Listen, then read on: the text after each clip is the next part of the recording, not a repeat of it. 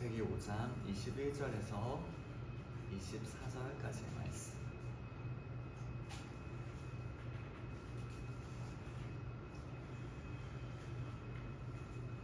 한 절씩 교독하시도록 하시겠습니다.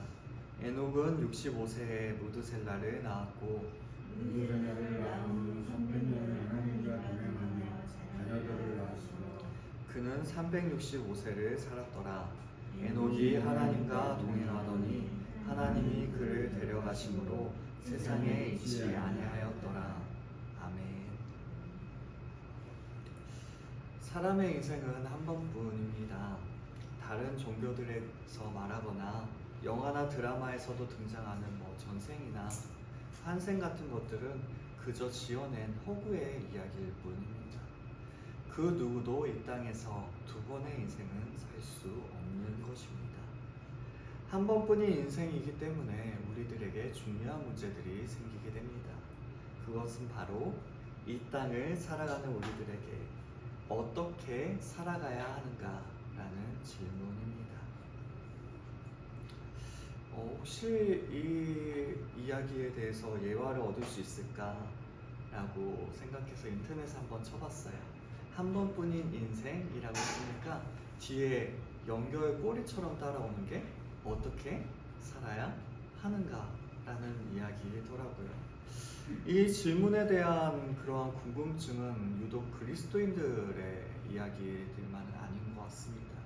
이 세상의 사람들 또한 한 번 살아가는 인생이기 때문에 어떻게 살아가야 될지에 대해서 고민을 하고 있는 것입니다.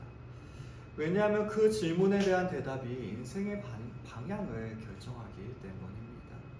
그 대답을 바탕으로 자신의 인생이 무엇을 향하여 나아갈지를 설정하고 무엇을 위해 지금까지 힘써 왔고 또한 무엇에 얼마나 열심을 내고 있으며 또한 앞으로 무엇을 향해 집중하며 살아가야 할 것인지를 결정할 것이기 때문입니다.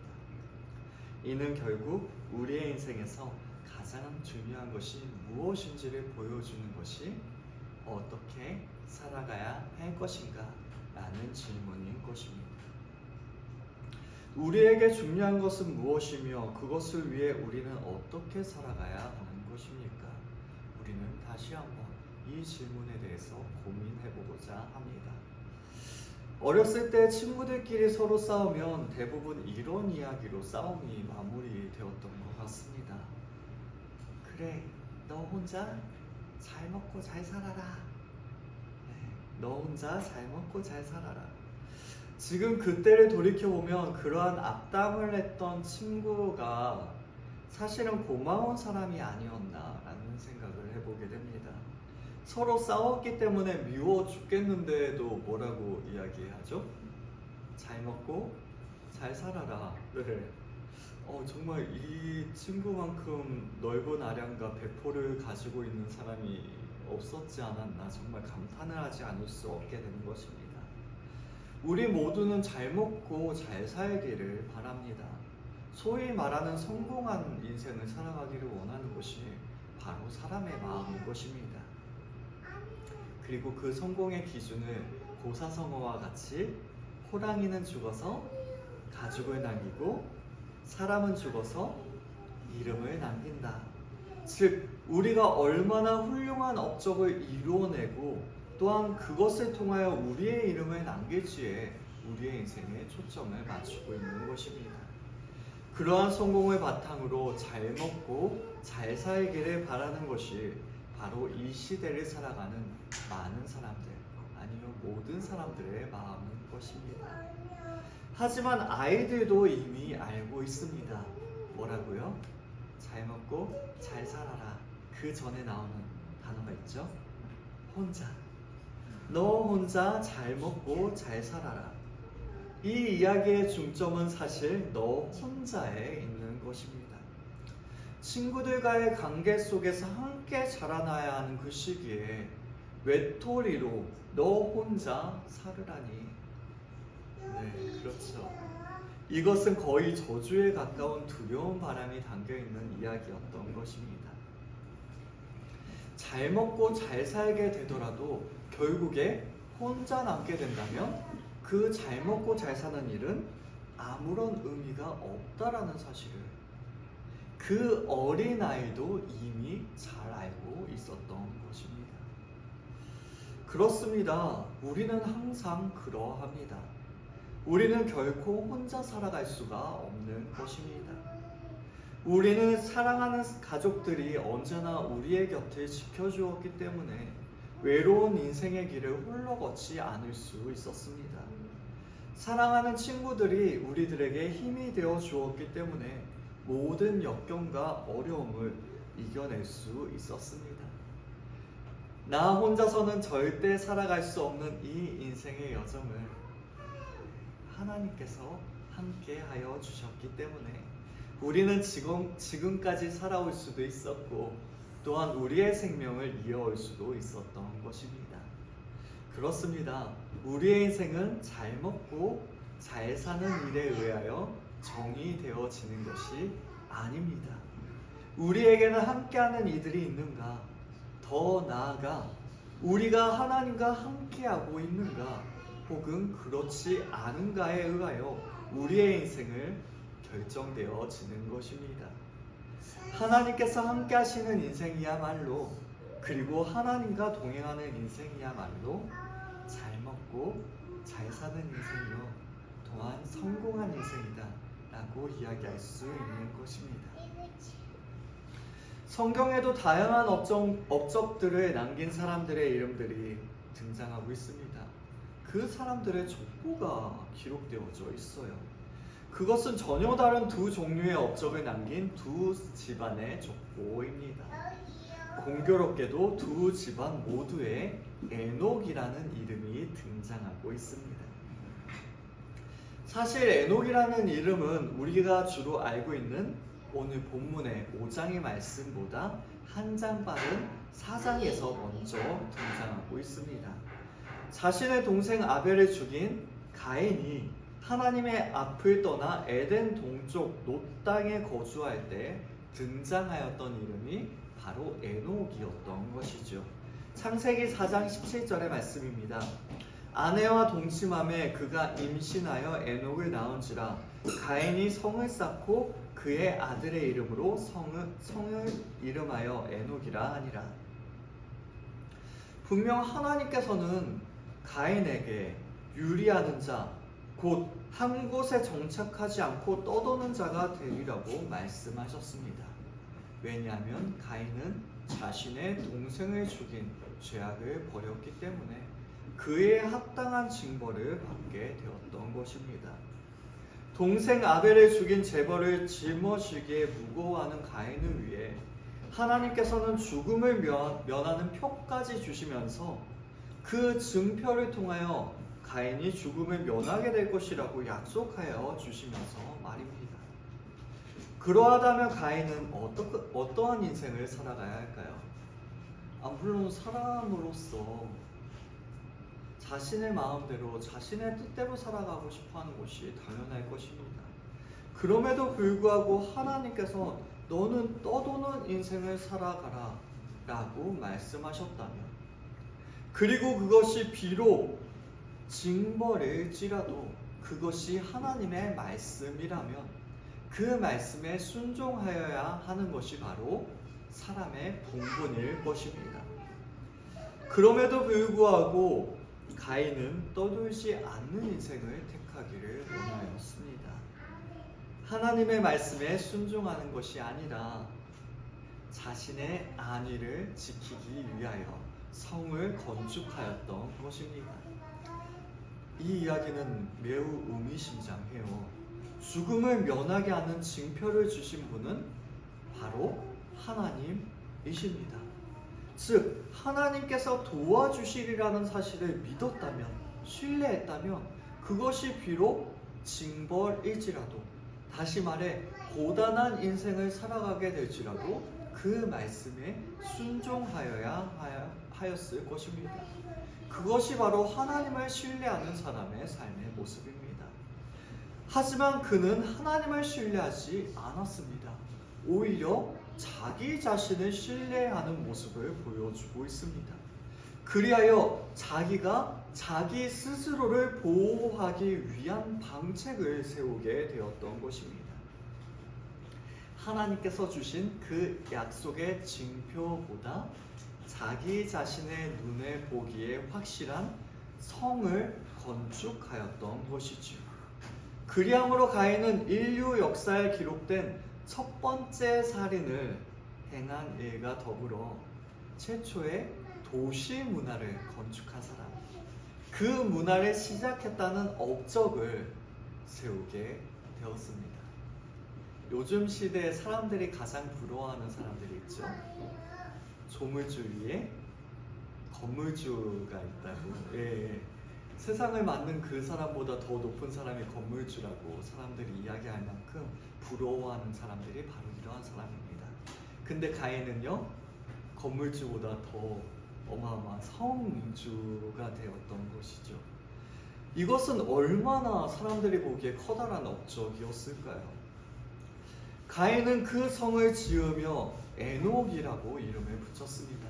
물론 자신의 아들의 이름을 기르는 그러한 역할을 하기 위하여 성의 이름을 에녹이라고 불렀기도 하였지만, 에녹이라는 이름의 뜻은 시작이라는 뜻을 지니고 있거든요.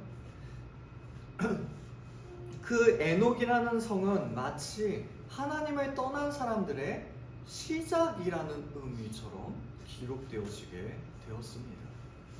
그들은 이제 세상 문화 속으로 더욱 하나님과 멀리 떠나게 되는 업적을 세우게 되었던 것입니다. 뿐만 아닙니다. 하나님을 떠난 사람들은 성을 쌓았던 가인의 업적과 같이 대단한 업적들을 남기게 됩니다. 라멕은 아다와 실라라는 두 아내를 맞이하였습니다. 하나님께서는 아담에게 하셨던 말씀이 있죠. 남자가 부모를 떠나 그 아내와 합하여 둘이 한 몸이 되지니라 라고 말씀하셨습니다. 그것은 하나님께서 제정하신 제도가 일부 일처제였음을 말씀하고 있는 것이죠.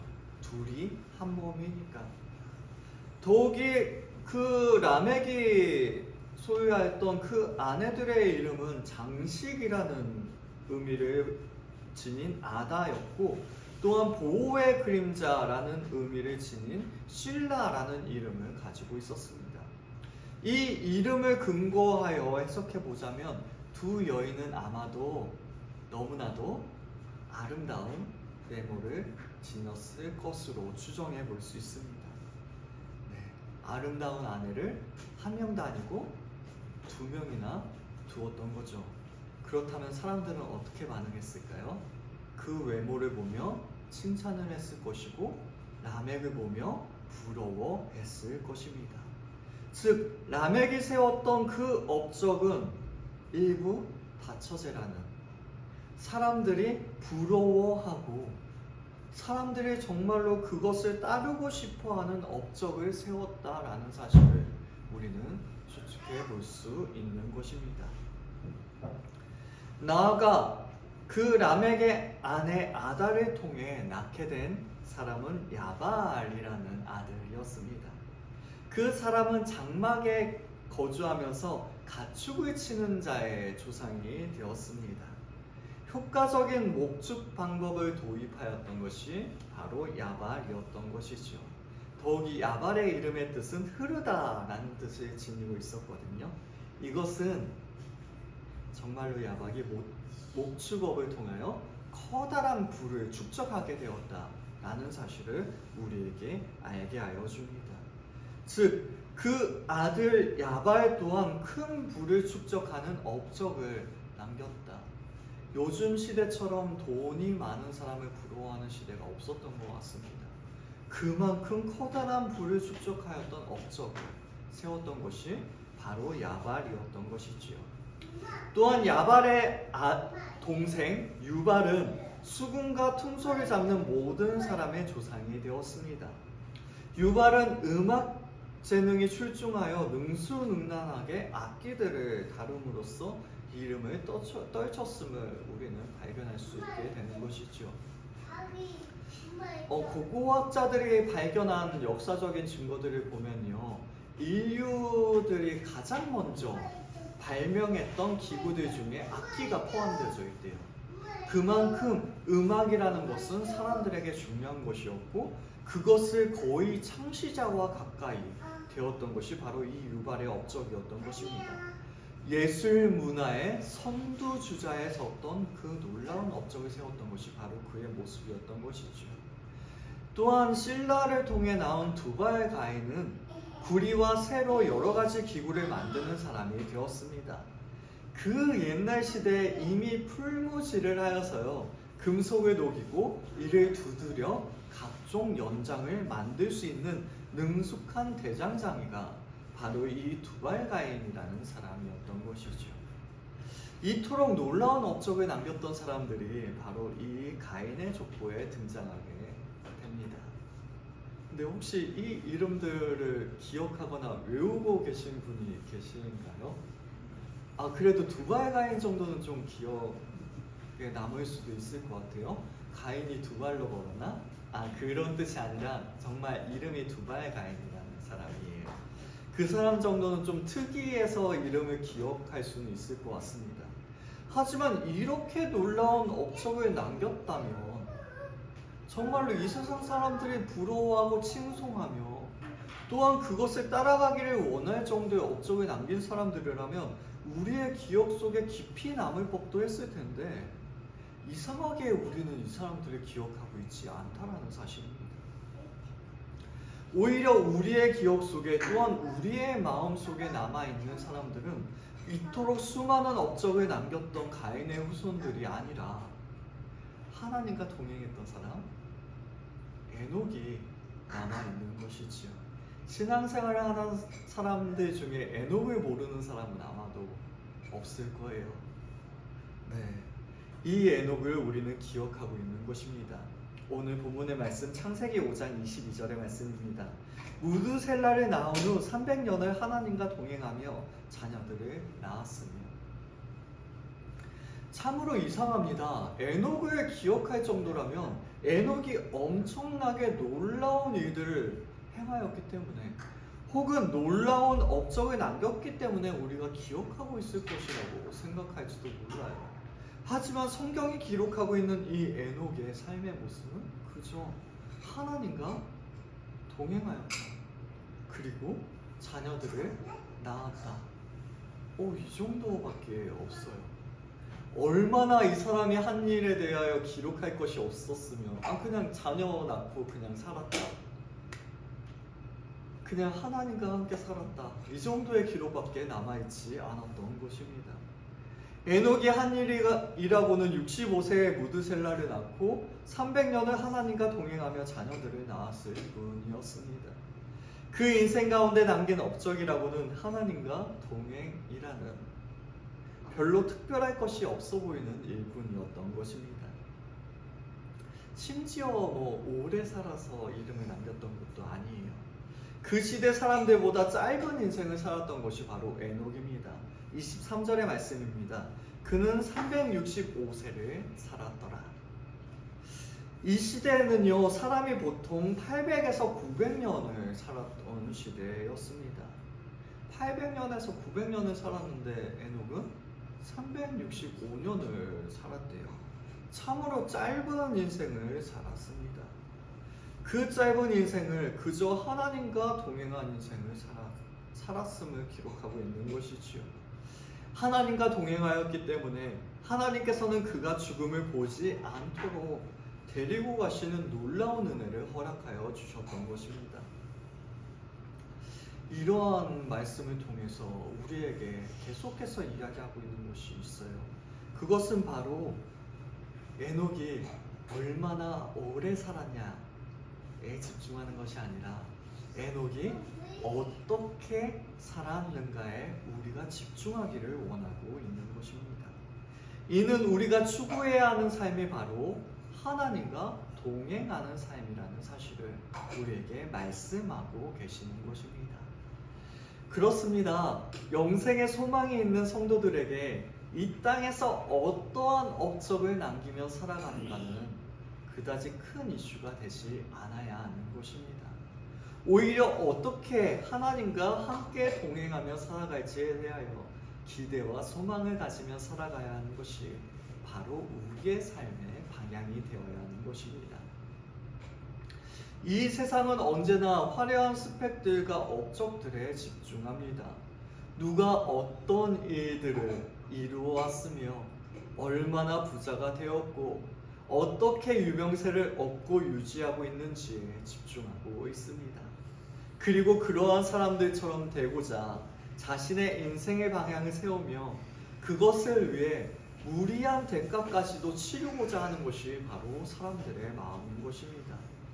혹여나 그러한 업적들을 이루지 못하였다면 다른 사람들과 자신을 비교하면서 내 인생을 헛살아온 것처럼 자괴감에 빠지거나 정말 너무나도 슬프고 허망한 인생을 살아왔다고 자존감이 낮아지는 그러한 생각들에 빠지게 되는 것입니다. 너무나도 많은 것들을 비교하면서 너무나도 많은 성공을 이루고자 하는 것이 바로 우리 사람의 마음일 것입니다. 더 큰 문제가 있습니다. 그러한 사람들처럼 되도록 나만 생각하는 것이 아니라 우리의 자녀들도 그렇게 가르치고 있다는 사실입니다. 우리의 자녀들이 무언가 대단한 업적을 남기기를 그것이 바로 성공한 인생이며 잘 먹고 잘 사는 인생이라고 가르치고 그 아이가 짊어질 수 있는 것보다 더욱 무겁고 커다란 짐을 짊어지고자 하는 것이 바로 이 시대의 분위기가 되었던 것입니다.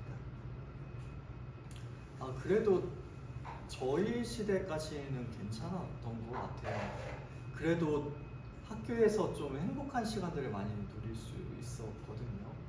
근데 요즘 학교들이 가르치는 것은 정말 경쟁 말고는 없는 것 같습니다. 그래서 아이들이 시험 보고 오면요, 항상 자랑하는 게 제가 쟤보다 몇 등이 올랐어요. 내가 저 친구보다 더 시험을 잘 봤어요. 그런 이야기들을 정말 많이 해요. 그러면 저는 항상 그 아이들한테 이야기해 주거든요. 야, 그래봤자 우리나라 전체 그 수험생들 등수를 따져보면 별로 그다지 큰 차이는 없는 거다. 옆에 있는 친구는 경쟁할 대상이 아니라 함께 시간을 보내고 함께 마음을 나누는 친구의 관계가 되어야지 그렇게 경쟁할 필요가 없다 라는 이야기를 정말 많이 해줬던 것 같습니다.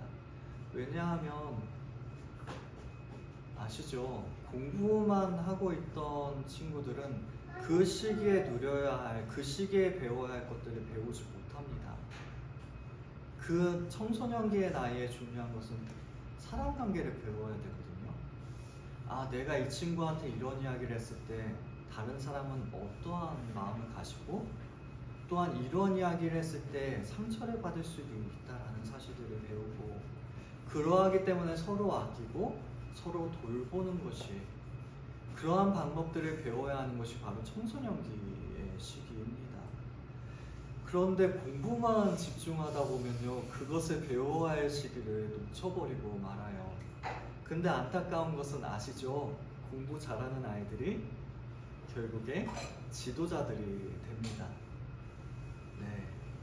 그 사람을 다루고 또한 사람 관계를 할 줄 배우지 못한 아이들이 지도자가 되는 거예요.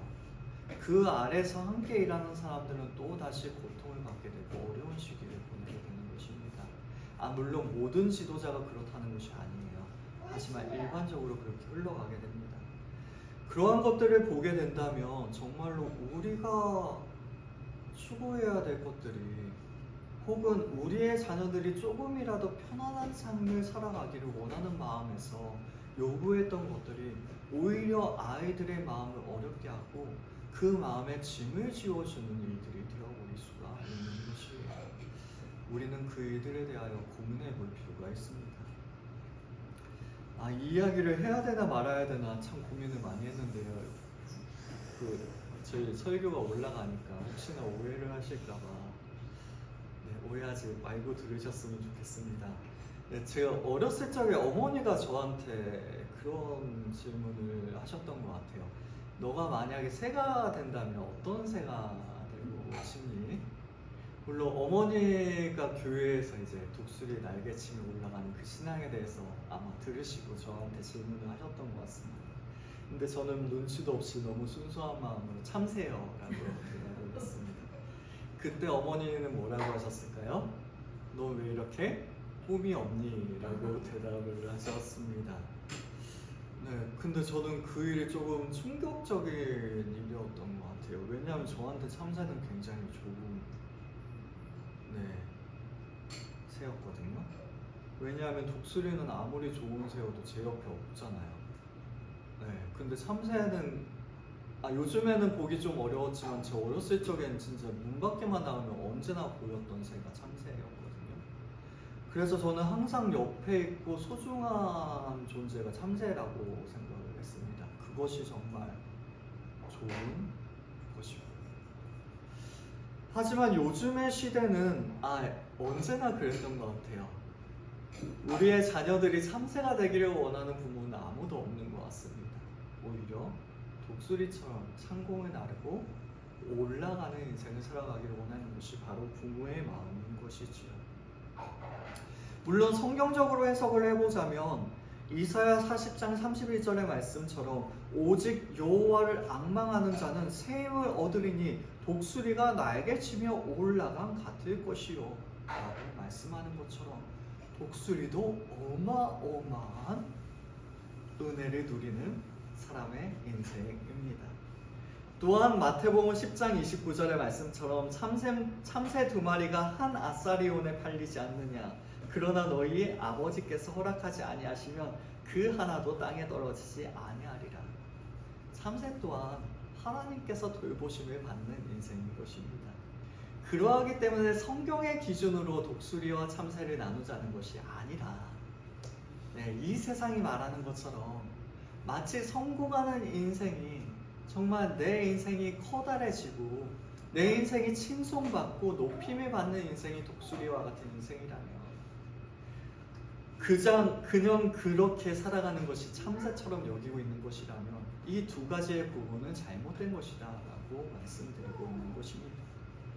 그렇게 따져봤을 때 저는 아직도 생각이 바뀌지 않은 것 같아요.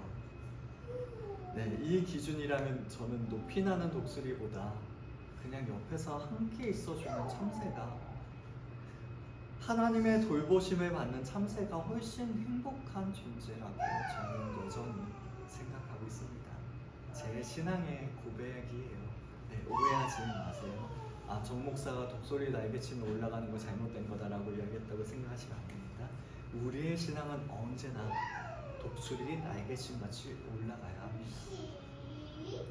물론 우리가 이 땅에서 성공하는 것 또한 매우 중요합니다.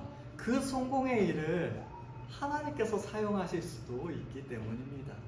하지만 우리에게 더 중요한 것이 있음을 우리가 기억하지 못한다면 그 성공은, 그 모든 것들은 우리들에게 도움이 되기는커녕 주님께서 오실 때 불에 타 없어질 공적들이 되고 말 뿐일 것입니다.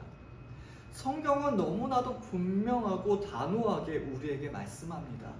하나님을 기쁘시게 하는 것은 그러한 업적들이 아니라고 말입니다. 성경의 기록들은 마치 가인의 후손들에 의하여 인류의 모든 문화와 문명이 시작되고 발전되었다는 느낌을 받도록 우리에게 말씀하고 있습니다. 하나님께서 모든 것을 이루신다는 사실, 혹은 하나님께서 사람을 통하여 그 일들을 이루어 가신다는 사실을 마치 부인하는 것처럼 사람이 모든 것들을 이룬 것처럼 기록하고 있는 것이 바로 이 사장의 말씀인 것입니다. 그들은 산업과 문화를 눈부시게 발전시켰습니다. 그럼에도 불구하고 오늘 본문의 말씀과 비교해 보자면 그들의 삶에는 하나님이 계시지 않았습니다. 놀라운 업적만이 있었을 뿐입니다. 반면 에녹은 생명을 지키시려라는 표까지 주셨음에도 하나님을 신뢰하지 못하며 스스로 성을 쌓았던 가인과 같지 않았습니다. 안목의 정욕을 따랐던 그토록 아름다운 여인들을 취하여 자신의 위세를 뽐내었던 라멕과도 같지 않았습니다. 효과적인 목축 방법으로 수많은 부를 추구하였던 야발과도 같지 않았습니다. 수금과 퉁소를 잡아 향락을 추구하였던 유발과도, 그리고 구리와 새를 녹여 날카로운 무기를 만들어 무력을 숭상하였던 두발 가인과도 같지 않았습니다.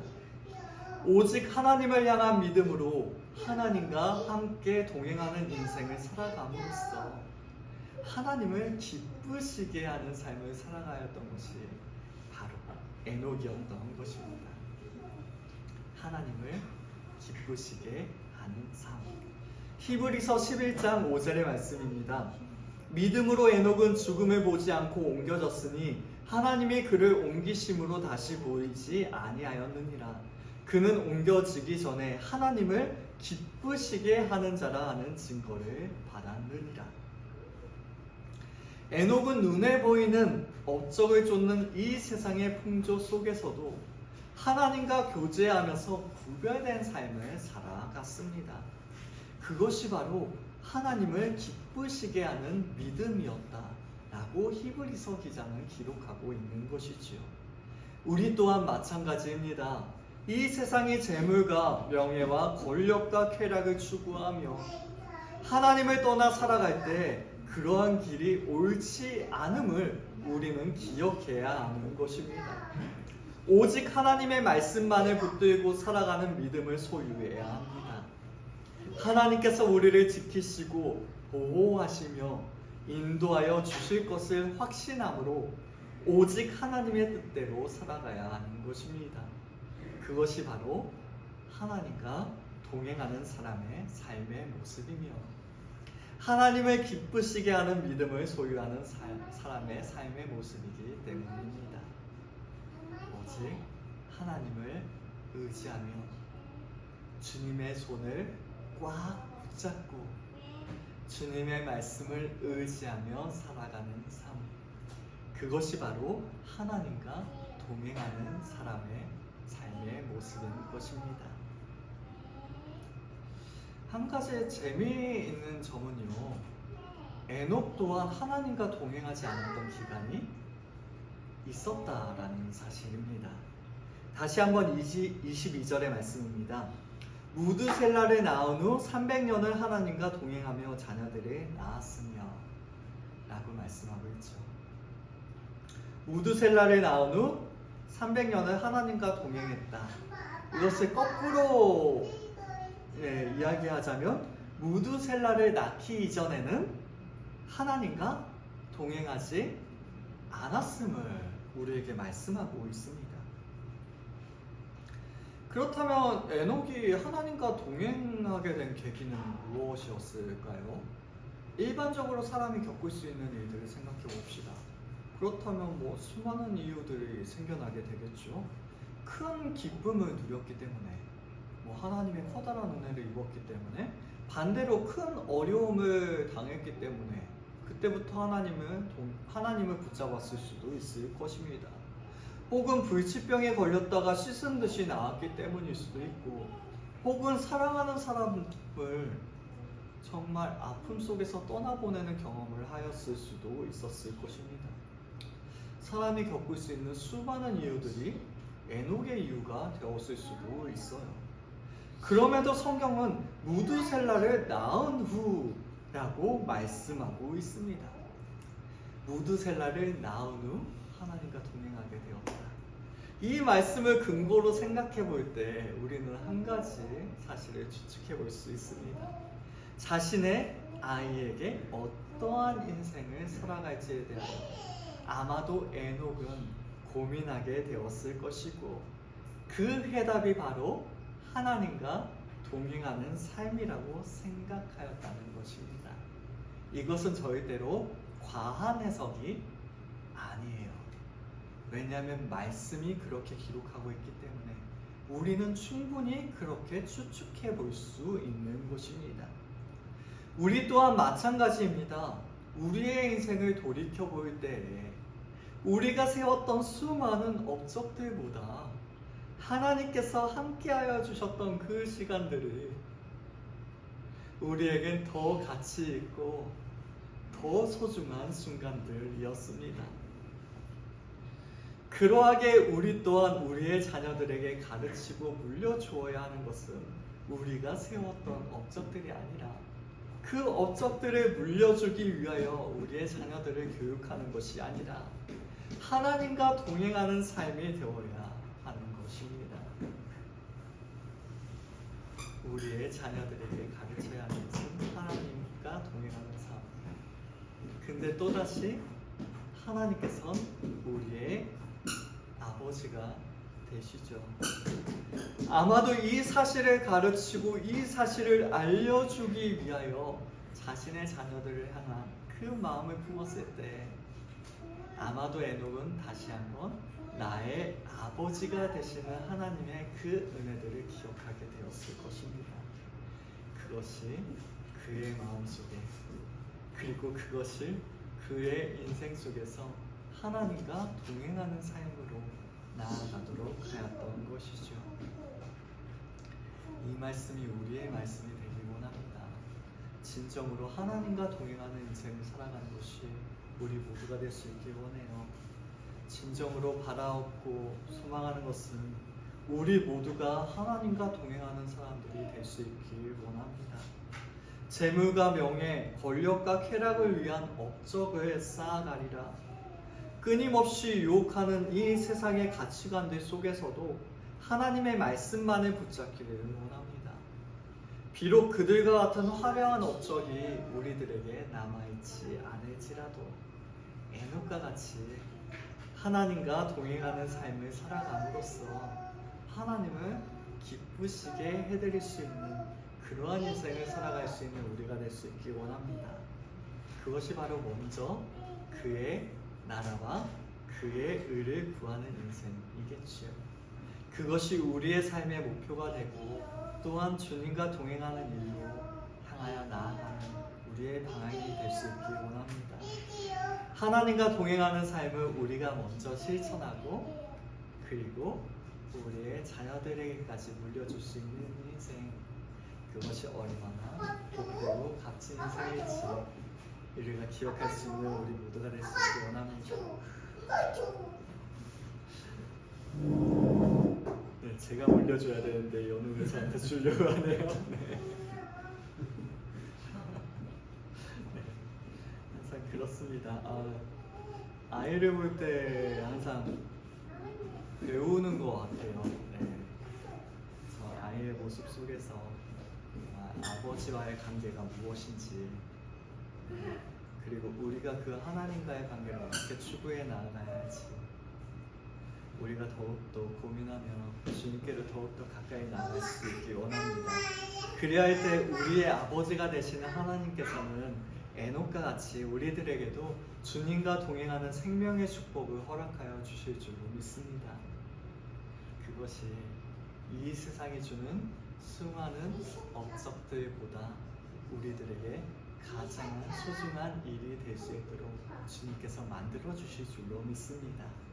이 사실을 바라보시며 하나님과 동행하기를 꿈꾸고 소망할 수 있는 우리, 주님과 함께하는 삶을 살아가기를 간절히 기도할 수 있는 우리 모두가 될 수 있기를 주님의 이름으로 축원합니다. 기도하시겠습니다.